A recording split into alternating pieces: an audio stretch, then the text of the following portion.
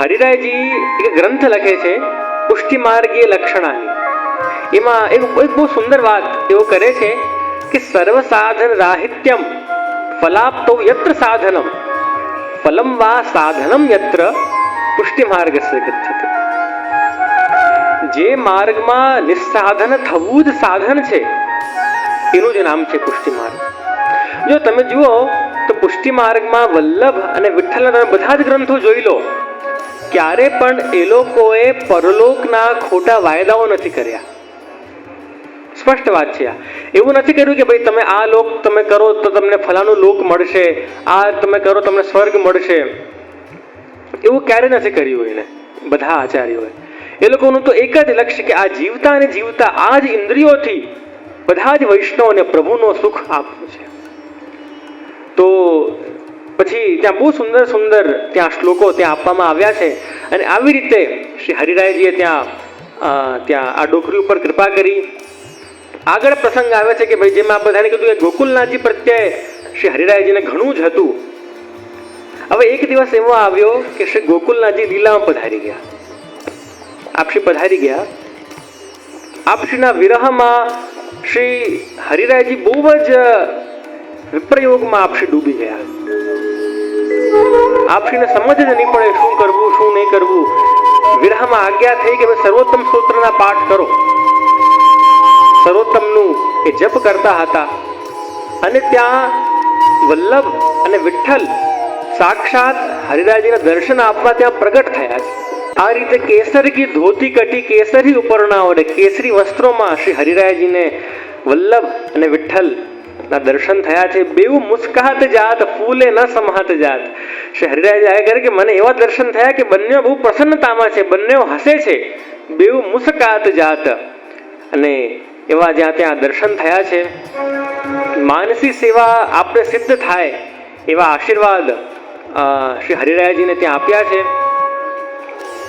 એક દિવસ એવું થયું વૈષ્ણવ કે ગોપેશ્વરજી શ્રી હરિરાયજીના નાના ભાઈ, સગા નાના ભાઈ, જન્માષ્ટમીનો દિવસ હતો. નંદ ઘેરા આનંદ ભયો. આની જે ધ્વનિ છે, આનો જે આનંદ છે, આજ નંદરાય કે આનંદ ભયો, આનો આનંદ બધે ગૂંજતો હતો. ત્યારે પલ્લાના પદોમાં એક પદ આવે છે તુમ બ્રજ રાની કે લાલા. એમાં એક લાઈન છે રત્ન જટિત કો પાલનો લાલ. કે પ્રભુ બિરાજે છે તો કેવા પલ્લો છે પ્રભુનો? રત્ન જટિત પ્રભુનો પાલનો છે. આને જોઈને આ સાંભળીને ગોપેશ્વરજીને એવી ઈચ્છા થઈ કે મારા પ્રભુ માટે પણ આવો પલ્લો સિદ્ધ કરાવું. હરિરાયજીને આ વાત કરી છે. હરિરાયજી આ વાતને ટાળતા હતા. હા કરીશું પછી કરીશું. નેક્સ્ટ જન્માષ્ટમી આવી ગઈ પણ પ્રભુનો એ લાકડાનો જ પાલનો. જન્માષ્ટમીનો દિવસ હતો, નવમીનો દિવસ આવ્યો. ગોપેશ્વરજી હતા એ પ્રભુના દુઃખમાં કે હું પ્રભુને આવો પલનો અંગીકાર નહીં કરાવી શક્યો, એના દુઃખમાં એટલા બધા ડૂબી ગયા. યુ વોન્ટ બિલીવ વૈષ્ણવ, પણ એ દિવસે મૂર્છિત થઈ ગયા, બેભાન થઈ ગયા. તમારામાંથી કોણ એવું છે હાથ ઉપર કરો તો કે જે આવું કરી શકે? પ્રભુ માટે એક પલ્લો સિદ્ધ નહીં થાય તો કોણ તમારામાંથી એવું છે કે જે બેભાન થઈ શકે? કોઈ નહીં. વિચારો વૈષ્ણવ, એ જ વિચારવાની વાત છે કે આપણા પ્રભુ કેટલા એક હાઈ લેવલના પ્રેમથી ટેવાયેલા છે. પ્રભુના માટે શ્રી ઘનશ્યામજીએ દેહ ત્યાગ કર્યો. ગુસાઈજીના 7મા લાલજી પ્રભુ ચોરી થઈ ગયા, આપણે દેહ ત્યાગ કરી દીધો. આ હરિરાયજીના તાજજી દાદાજી લગ્નમાં હતા, પોતાના લગ્ન હતા, ઘોડી પર ચઢેલા હતા. શંખનાદની ધ્વન સંભળાઈ અને ઘોડી પરથી ઉતરી ગયા કે મને પ્રભુની સેવા કરવી છે. કોણ તમારામાંથી એવું છે કે જે લગ્નના ઘોડીમાંથી ઉતર્યો હતો પ્રભુની સેવા કરવા માટે? કોઈ નહીં. એટલે આ લોકો અહીંયા હરિરાયજીના ગુણગાન કરવાનો શું ઉદ્દેશ છે કે એ લેવલનો પ્રેમ એ લોકો કરતા હતા, એ લેવલની આસક્તિ એ લોકોની હતી. તો આપણે પણ પ્રેરાઈએ કે આપણને પણ પ્રભુથી એવો પ્રેમ કરવો છે. તો આવું ત્યાં કરતા હતા અને ત્યાં બેભાન થઈ ગયા. અને ત્યાં શ્રી હરિરાયજીએ શ્રી ગોપેશ્વરજીને માનસીમાં જ પ્રભુના દર્શન કરાવ્યા અને માનસીમાં જ એને પલના ઝુલાવ્યો છે રત્નજટિત કો પાલનો, ત્યાં શ્રી ગોપેશ્વરજીએ ઝુલાવ્યો અને એમનો મનોરથ સિદ્ધ થયો છે.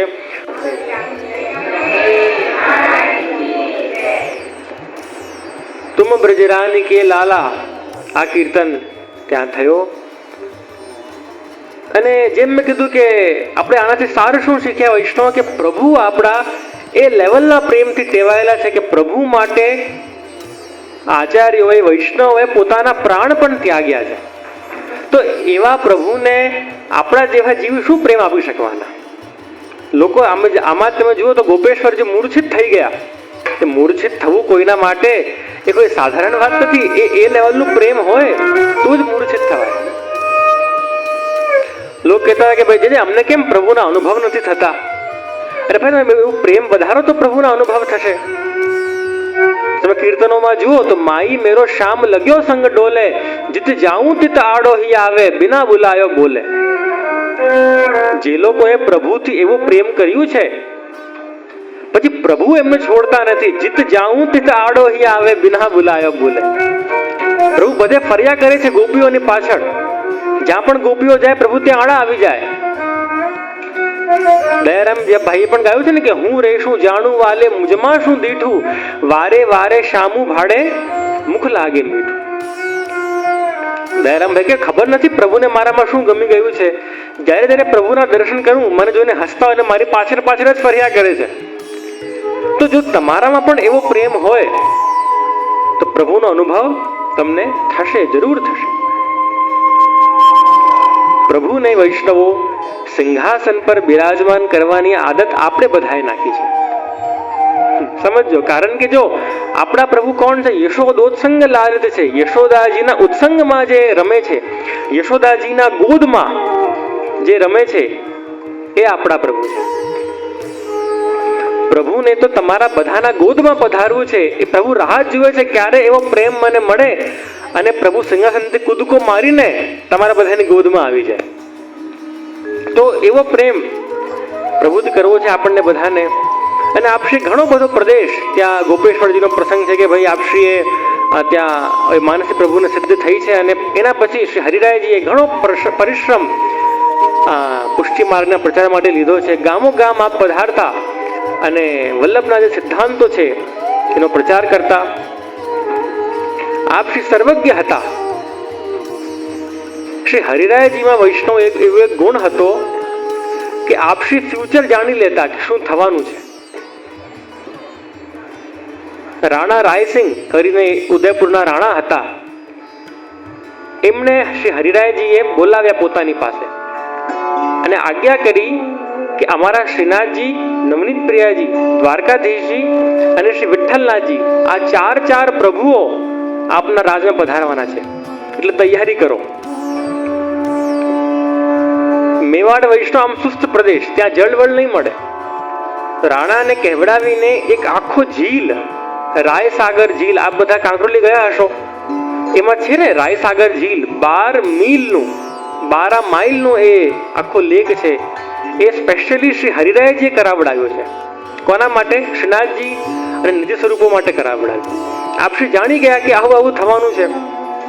એટલે રાણાને આપશ્રીએ ભવિષ્યવાણી કરી કે આપ અમારા પ્રભુ, અમારા સર્વસ્વ આપણે ત્યાં પધારવાના છે, એટલે આપ તૈયાર થઈ જાઓ. રાણાએ ખૂબ જ આતુરતાથી બધી ત્યાં તૈયારી કરી છે. અને પછી ત્યાં આગળ અમુક વર્ષો પછી પ્રભુ વિઠ્ઠલનાથજી, દ્વારકાધીશ, શ્રીનાથજી ત્યાં પધાર્યા. અને વૈષ્ણવ શ્રી હરિરાયજી કારણ કે બીજા ઘરના હતા, તિલકાયત હતા દાઉદજી, પણ એ છે ને એ સમયમાં નાના હતા, 15-16 વર્ષના હતા. પણ હરિરાયજી એટલા વિવેકી હતા, એટલા વ્યવહાર દક્ષ હતા. આપશ્રી એવો એક નિયમ લીધો કે હું શ્રીનાથજીના પરિસરનો ક્યારે પણ જળ નહીં લઈશ, એટલે ત્યાં વધારે રહીશ નહીં. હવે શું? કારણ કે હરિરાયજી ફેમસ થઈ ગયા, એટલા મહાપુરુષ એક આખા હિન્દુ સમાજમાં એમનો નામ થયો. હવે સ્વાભાવિક છે કોઈને પણ એમના પ્રત્યે સહજ એક આદર થાય. એક બાળક કરતા ઉંમરવાળા ધર્મગુરુ પ્રત્યે વધારે માન થાય. તો એટલે એમને એવો આગ્રહ રાખ્યો કે હું મારો વધારે ઇન્ટરફિયરન્સ નાથદ્વારામાં નહીં થાય. એટલે નાથદ્વારાનું જળ પણ શ્રી હરિરાયજીએ આજીવન નથી લીધું. અને કેવલ હરિરાયજી નહીં પણ એમના વહુજીએ પણ આ નિયમ પાળ્યો કે પોતાના સમસ્ત જીવન પર્યંત શ્રીનાથજીના પરિસરનો જલ એમને લીધો, જળ પણ નહીં લીધો વૈષ્ણવ. વિચારો, પૈસાની તો વાત જ જુદી.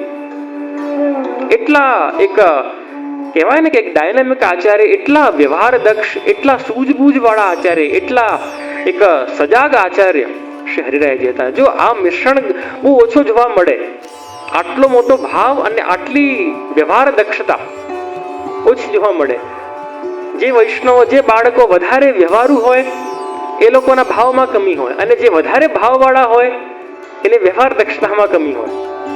આવું એક ઉદાહરણ શ્રી હરિરાયજી, શ્રી ગોકુલનાથજી, આ લોકો જ આના એક મિસાલ હતા કે રાજાઓ જોડે પણ વાત કરવી હોય તો બે ધડક જતા, અને ભાવ પણ પ્રભુમાં એટલો જ કે પ્રભુ માટે બેભાન પણ થઈ જાય. આવા આચાર્યોના આપણે ચરિત્રો જાણીએ તો આપણી આમ આંખ ફટી જાય કે ઓહો, આવા આચાર્યો થયા હતા પુષ્ટિ માર્ગમાં, અને અમને બધાને ગૌરવ થાય કે અમે એમના વંશજો છીએ.